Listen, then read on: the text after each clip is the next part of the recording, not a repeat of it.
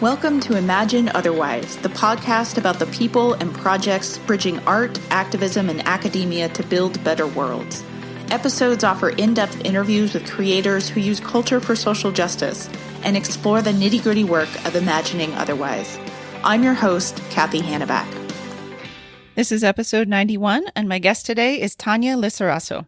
Tania is an assistant professor in the Department of Modern Languages, Linguistics, and Intercultural Communication, as well as the Global Studies program at the University of Maryland, Baltimore County. Her interdisciplinary research and teaching challenge writing as the center of knowledge production and explores collaborative methodologies. Her digital storytelling projects include Mujeres Pacificas, a collaboration with Afro-Colombian women activists, Sexualidades Campesinas, a collaboration with LGBTQ members of farm-working communities in California's Central Valley, and 3 collaborations with immigrants in Baltimore, Moving Stories, Latinas in Baltimore, Intercultural Tales, Learning with Baltimore's Immigrant Communities, and Honest Conversations, Faith Community Dialogues on Immigration and Race. Tania's book manuscript, PostConflict Utopias Performing Everyday Survival in Colombia, draws upon the digital stories from Mujeres Pacificas and storytellers' local, regional, and transnational networks to define survival as a series of everyday practices, everything from showing up to caretaking. As rehearsals of peace building, these stories and practices exemplify the embodied knowledge that makes survival and imagining peace possible. In our interview, Tania and I discuss how digital storytelling lets her build transnational community and accountability in deeply local spaces, the very different process of doing collaborative research that actively enriches the lives of everyone involved, not just the lives of scholars in the academy, and why being willing to listen and learn together in public is how Tania imagines otherwise. Thanks so much for being with us today. Thank you, Cathy. So your work focuses on one of the world's oldest and one might say universal forms of performance, which is storytelling. And you focus in particular on intercultural storytelling in the classroom, in the field, which for you is California, Colombia, and more recently, Baltimore, Maryland. I'm curious, what draws you to that particular way of engaging with people's life narratives? Sure. I think that the basic answer about that is related to my own interest in building communities where I work and where I live. And I feel that when you have a community, it's easier to find a way to be accountable to people. And I think that is important when you're trying to work with people. But I also think that academic knowledge tends to be centered historically around writing. And that usually means that it excludes everyone who historically hasn't had access to traditional publishing outlets which involve writing. And I also think that including other types of knowledge is not only about including racial, ethnic, or sexual minorities, but about questioning what counts as knowledge. And also, of course, who counts as knowledge producer. So I feel that storytelling, because it's part of our everyday, it's less intimidating for people, not only to produce, but also to consume. And if we value storytelling as knowledge and knowledge production, we are making space to value other types of knowledge, which include everyday skills and embodied knowledge, which are not transmitted through writing. And of course, if we listen to personal stories, then we make space for difference, for disagreement, and it's more difficult to reproduce stereotypes. I feel that if we listen to other people's stories, we learn, and it's easier to feel connected and to create connections with other people. So much of the work that you do is collaborative, and you work with a whole bunch of different groups on different projects, which I want to get into more specifically in a minute. But I want to kind of pause here with this idea of collaboration. And you talk a lot about kind of adapting the concept of a story circle or facilitator participation and that kind of dynamic between researcher and folks being interviewed or being studied, and kind of really interested in breaking down that binary. What got you interested in that kind of collaborative research process? And have you found that there are particular challenges to that type of collaboration? Yeah, I think that writing solo authored pieces or doing research that doesn't involve other people can be very isolating. And as I said, I like to be around people. So of course that's related to that. But I also feel that the audience for traditional scholarship is limited. And one of the main motivations to create other type of outcomes has been always related like to being able to share the products of research with the people that I'm talking to and I'm working with. In terms of digital storytelling, I think that because the genre, at least the genre that I was trained in, involves kind of like a fast-paced training that usually takes place during a weekend where storytellers learn about what makes a good story, but they also learn about how to use tools to produce their own stories.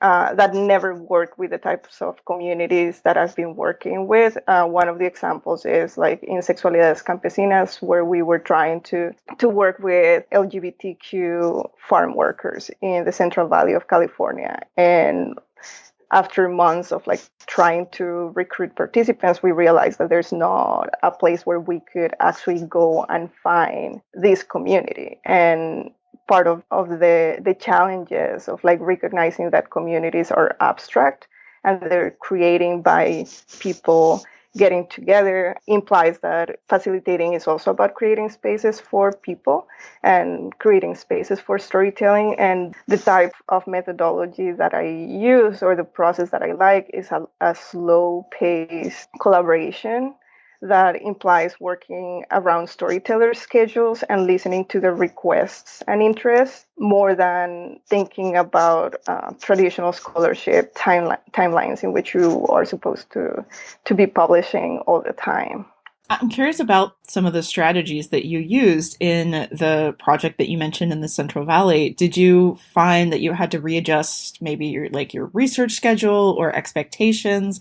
How did that play out on the ground for you and your collaborators? We were a group of more than 6 facilitators, and we had to work around everyone's schedule. So some of our storytellers were actually still working in farm working, and that implied that sometimes they had like very full schedules, specifically like depending on the seasons, because this is seasonal work, of course. And what we needed to do was like to negotiate like every week, like when we could meet, and most of the time like this idea of people wanting to learn about how to edit their own stories was not the case. Most people wanted like us like to work editing their stories and then supervise the outcome and maybe working in selecting the images or giving us like feedback about like the final product, not as much in learning how to use technology. It's really fascinating. It's a very different model of doing research, right? Which is the point. And I know you've done a lot of research and collaboration in post-conflict Colombia, and you're working on a book about this. I'd love to talk a little bit about that project. So what are you looking at in post-conflict Colombia? And then how are you navigating the collaborative process through that work? So I started working in Chocó, which is on the Colombian Pacific, in 2008. And at the time, I was working on my master's thesis, and I was also working for an environmentalist NGO. And I was actually really interested in trauma, like in the violence, which is what we associate usually with Colombia. And what I realized, specifically working with farm workers, was that there was a lot of things that were going on that I hadn't read about, like in the books that I was reading and like in my classes. And I started thinking about how can we move beyond trauma and move beyond victimhood when we're trying to understand like what makes life possible in spaces that are very violent, and not only in terms of the armed conflict, but also in terms of capitalism and extraction and other types of things that are going on like in the Colombian Pacific. So after I was working with a community in a town called San Francisco de Cho, I was trying to return, and I couldn't because the community received death threats. So I started working with the Gender Commission of Cocomasia, which is a Black farmers organization that manages part of the collective territories that were achieved by Black communities in the Colombian Pacific. And since 2010, we've been working together. I've been collaborating in their projects, and they have been collaborating with me in this digital storytelling project titled Mujeres Pacíficas. And what I've learned while I've been working with the comisionadas, going with some workshops, like traveling by boat, like attending meetings, marches, is that survival is an everyday process, and it's not accidental as we usually think about, but it's a performative practice that requires repetition and requires rehearsal and a lot of energy. And I think that this is important to recognize, because sometimes when we think about Colombia now, we think about like a post-conflict space. And what has happened is that like more than 400 social leaders have been assassinated since the peace accord were signed in 2016. And I think that we need to understand that peace building is utopian, that peace is not a permanent state that can be achieved, but it's like something that people work on every day. Can we talk about your work in Baltimore a little bit? I know this wasn't one of the questions that we originally discussed, but I think this is a nice connection. Yeah, so right now I have 3 ongoing projects, and this is like the example of why this takes a long time, because I've been working on this since 2015 when I started as an assistant professor at UMBC, but I haven't published anything about this project. So one project, Intercultural Tales, Learning with Baltimore's Immigrants Communities, started as a service learning project, but after the 2016 election, we decided that we didn't want to overburden communities with the additional task of like collaborating with students. So we promoted this idea of like creating autoethnographic narratives in classrooms with my colleague Tania Munoz.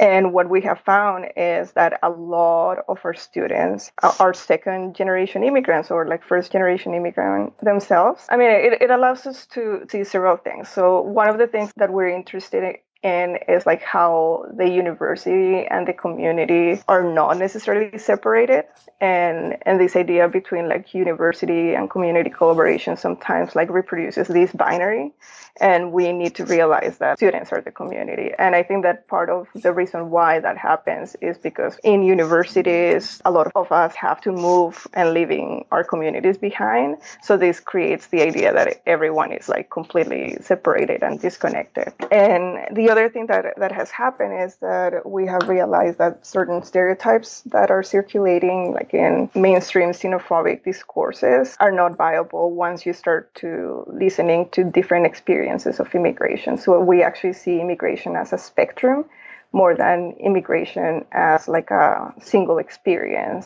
I also have got another project with a colleague, Felipe Filomeno, and this project is about having conversations about race and immigration with local communities, faith communities. So we have been having weekly dialogues with members of different churches in Baltimore. It's been really interesting to have these conversations like outside of the university.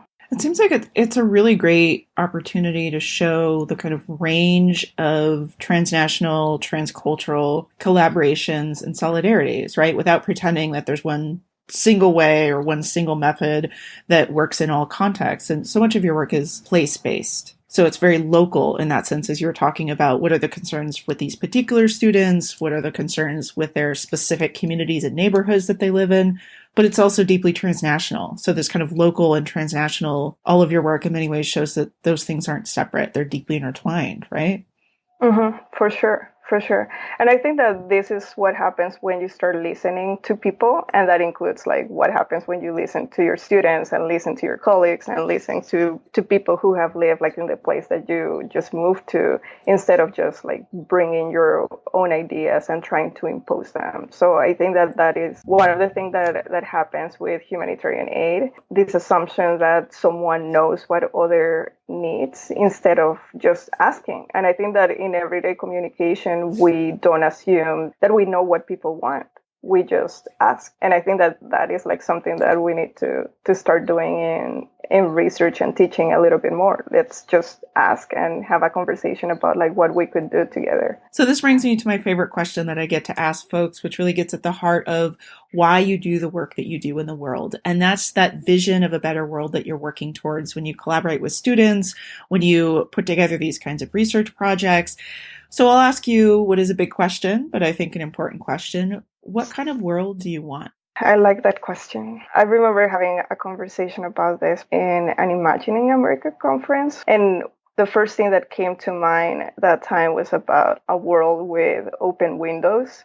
And maybe this is because part of my family lives in the Caribbean. So there's this idea about like everyone has their windows open, right, all day. But I think that what it means for me is about a world without borders, or at least like a world in which passports and centers of detention are not the norm. A world where like your nationality doesn't imply anything else more than the place of origin, and you can choose, like people can choose how to identify. I also would like to see a world where military and incarceration budgets are not bigger than education budgets, or even better, a world without budgets at all. And specifically, I think about access to education and maybe access to justice in a way that doesn't mean reproducing violence. And specifically, I think a world where people are encouraged to tell their stories and where others are willing to listen. And I think that it's important that we're willing to learn together in public, and we can imagine together other ways to do the same kind of things that we have been trained to do. Well, thank you so much for being with us today and sharing all of the ways that you imagine otherwise. Oh, thank you, Cathy. Thanks for listening to another episode of Imagine Otherwise. Imagine Otherwise is produced by Ideas on Fire, and this episode was created by Christopher Persad, Sarah Gray, and myself, Cathy Hannabach. You can check out the show notes for this episode on our website at ideasonfire.net, where you can also read about our fabulous guest and find links to the people and projects we discussed on the show.